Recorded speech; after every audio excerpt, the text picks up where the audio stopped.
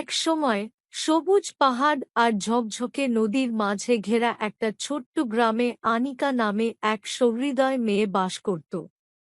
আনিকা তার ভদ্র স্বভাবের এবং পশুদের প্রতি ভালোবাসার জন্য গ্রামজুড়ে পরিচিত ছিল। তিনি তার বৃদ্ধ দাদির সাথে থাকতেন, যিনি প্রায়শই তাকে দেশের সাহসী এবং সুন্দরী রাজকুমারী সম্পর্কে গল্প বলতেন। এক রৌদ্রোজ্জ্বল সকালে যখন আনিকা তার বাগানে দেখাশোনা করছিল, সে লক্ষ্য করল একটি ছোট সোনার পাখি একটি ঝোপের কাছে আহত অবস্থায় পড়ে আছে। বিনা দ্বিধায় তিনি সূক্ষ্ম প্রাণীটিকে তুলে নিজের ঘরে নিয়ে গেলেন।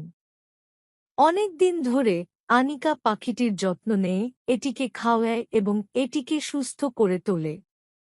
পাখি পালাক্রমে সবচেয়ে সুরেলা সুর গাইবে, একটি মন্ত্রমুগ্ধ শব্দে বাতাসকে ভরিয়ে দেবে।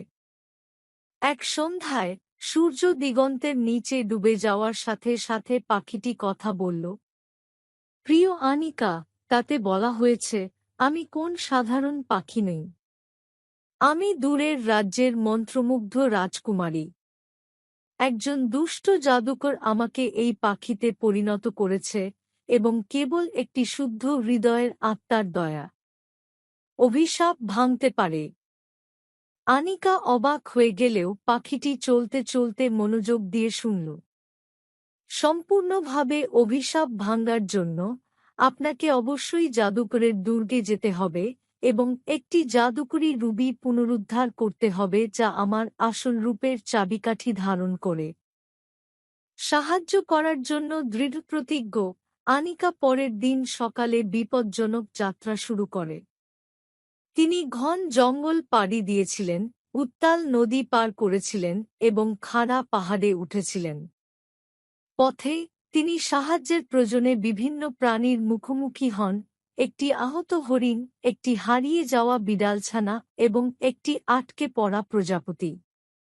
আনিকার করুণাময় হৃদয় তাকে প্রত্যেককে সাহায্য করতে বাধ্য করেছিল, তাদের কৃতজ্ঞতা এবং বন্ধুত্ব অর্জন করেছিল। কয়েকদিনের কঠিন ভ্রমণের পর আনিকা জাদুকরের অশুভ দুর্গে পৌঁছে গেল। প্রবেশদ্বারটি হিংস্র প্রাণীদের দ্বারা পাহারা দেওয়া হয়েছিল, তবে সে পথে যে প্রাণীগুলিকে সাহায্য করেছিল তারা তার সাহায্যে এসেছিল।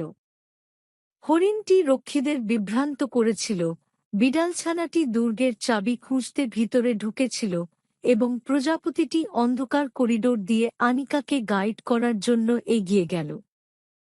অবশেষে আনিকা জাদুকরের চেম্বার খুঁজে পেল। তার হৃদয়ে সাহস নিয়ে তিনি দুষ্ট জাদুকরের মুখোমুখি হন, যিনি এইরকম দৃঢ়সংকল্পিত এবং দয়ালু আত্মার উপস্থিতিতে বিস্মিত হয়েছিলেন।